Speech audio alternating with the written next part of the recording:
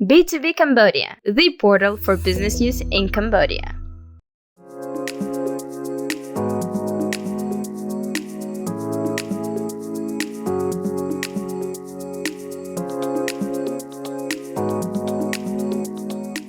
Laos is really small, and each of the chamber is also small as well. That's why we join a lot of collaboration in policies, in the registration.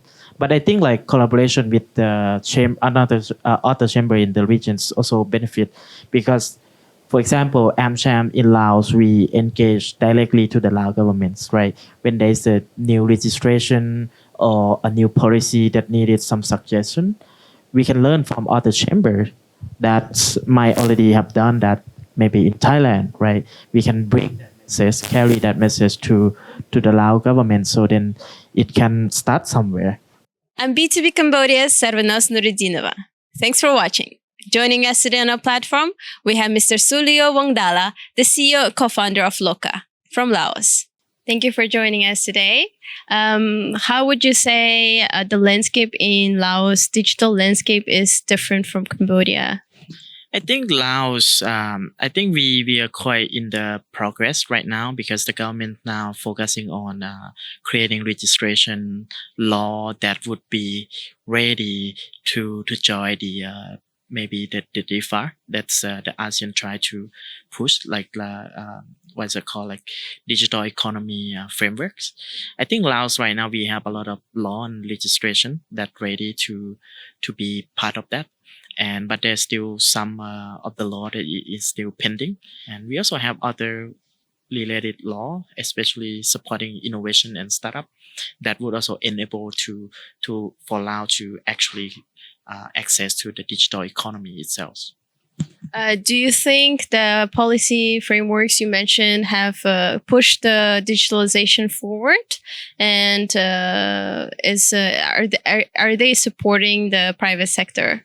Yes, they are, because like the government itself, not only they push the helping the private sector, the government itself, they also recently have the what's called the master plan for digital governments, which being reviewed last week actually, supported by the UNDP, I believe. Yeah. Are there anything you see that some of the more advanced digital economies are doing that you think could be implemented in Laos? I think like yes, different countries have different focuses on the digitalization, digital economy, or digital integration. But I believe that's in all the ASEAN, like in the forum today, right? We see a lot of things that we have in common, right? We can start it by the common thing that we have as a regional.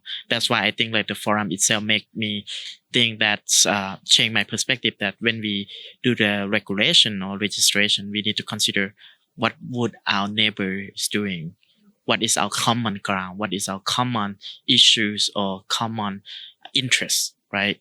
That's how we can develop. I think like the forum facilitate that really well.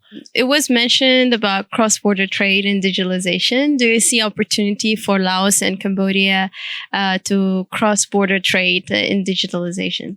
I think, of course, not only just Laos and Cambodia, right? We share the borders, right? We already trade like energies and other things. We recently our national, the Bank of Laos and the National Bank of Cambodia also signed agreements, right, to do the cross-border transaction as well. That's mean like if you are Cambodian, you have Cambodian bank account. When you go to Laos, you can use your bank account, scan QR codes everywhere in Laos. See, that's a cashless. That's a good initiative, right? To make the payment seamless and borderless. That's for me. But when people use the cross-border, like for me, I'm really futuristic and optimistic. I like to use the word borderless instead of cross-border. Cross-border is like always border, right? That's why you try to cross it. But for me, I like the word like borderless trading. So we trade like no borders. You've been with B2B Cambodia. I'm Sarvanas Nuridinova, and thank you for watching. Join us next time as we continue to bring you more news, updates, and development from the business community in the Kingdom of Cambodia.